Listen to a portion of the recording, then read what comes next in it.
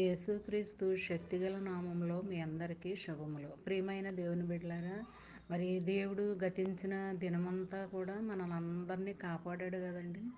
మరి ఆయనకి వందనాలు చెల్లించుకోవాలండి. అనుక్షణము క్షణక్షణము కూడా మరి మనల్ని కాపాడుతూనే వస్తున్నాడండి. మన వెన్నంటే ఉంటున్నాడు ఆయన. మరి అపాయాల నుంచి, ఆపదల నుంచి, ఇబ్బందుల నుంచి, అన్నిటి నుంచి, సమస్తం నుంచి కూడా ప్రమాదకరమైన వాటి నుంచి మనల్ని తప్పిస్తున్నాడు కదండి. అందుకో దేవాది దేవునికి ప్రతి క్షణము కూడా కృతజ్ఞత అనేది కలిగి ఉండాలండి. ఎప్పుడు కూడా కృతజ్ఞత అనేది దాన్ని విడిచిపెట్టకూడదండి. కృతజ్ఞత కలిగి ఉండాలి. అప్పుడే మనము దేవునికి దృష్టిలో మనం యథార్థంగాను, నమ్మకంగాను మనం జీవించే వారంగా ఉంటామండి.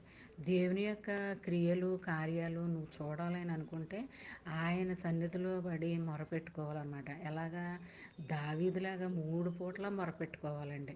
మరి కన్నీటితో మొరపెట్టుకోవాలి. మరి కన్నీరు దావీదు ప్రార్థన చేసినప్పుడు అండి ఆ కన్నీరు పరుపు తేలిపోయేదంటండి. అలాంటి కన్నీటి ప్రార్థన మనందరం కలిగి ఉండాలని కోరుకుందామండి. మరి ఈ దినము దేవుడు మనకిస్తున్న వాగ్దానము విలాపవాక్యములు 3వ అధ్యాయము 31, 32 వచనాలు. ప్రభువు సర్వకాలము విడనాడడు, ఆయన బాధ పెట్టినను తన కృపా సమృద్ధిని బట్టి జాలిపడను. మరి ఈ వాగ్దానం ఇప్పుడు కూడా దేవుడు మనల్ని ఎప్పుడు విడవడంటండి. మరి మనల్ని దూరం పెట్టడంటండి, మనల్ని బాధ పెట్టడంటండి. ఆయన కృపా సమృద్ధిని బట్టి మనకి జాలిని చూపిస్తాడంట, ప్రేమను చూపిస్తాడంట, ఆదరణ చూపిస్తాడంట. మరి ఆదరించేవాడు, ప్రేమించేవాడు ఆయనే కాబట్టి ఆయనకి మనం లోబడి ఉండాలండి. వాక్యానుసారంగా జీవిస్తూ ఉండాలండి. మరి మనసులో వాక్యాన్ని ధ్యానించుకుంటూ ఉంటే ఆ దినమంతా నువ్వే కాదు, నీ బిడ్డలు, నీ కుటుంబ సభ్యులు అందరూ కూడా ఆశీర్వాదానికి వారసులుగా ఉంటారండి. ఆశీర్వాదాలకి కర్తలుగా ఉంటారండి. మరి అలాంటి ఆశీర్వాదాలు నువ్వు పొందుకోవాలని అనుకుంటే ఆయన అడుగుజాడల్లో మీరు నడవాలి. మరి ప్రతి దినము కూడా ఆయన సన్నిధిలో మోకరించి ప్రార్థన చేసుకుని నీ పనిపాట్లలో ప్రారంభించుకుంటే మరి ఆ దినమంతా నీకు ఎంతగానో ఆశీర్వాదకరంగానో మేలుకరంగా ఉంటుంది అనమాట అండి.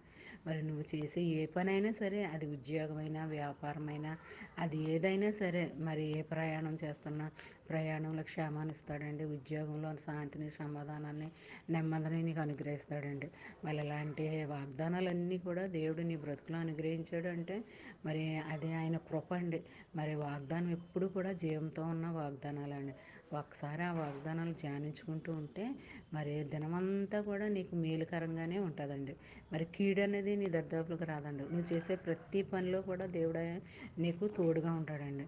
ఎప్పుడు కూడా నీ క్షేమాన్ని కోరుకునేవాడు ఆయన. కాబట్టి ఆయనకు అనుకూలంగా నడుచుకుందాము. ఆయన్ని బాధ పెట్టకూడదు.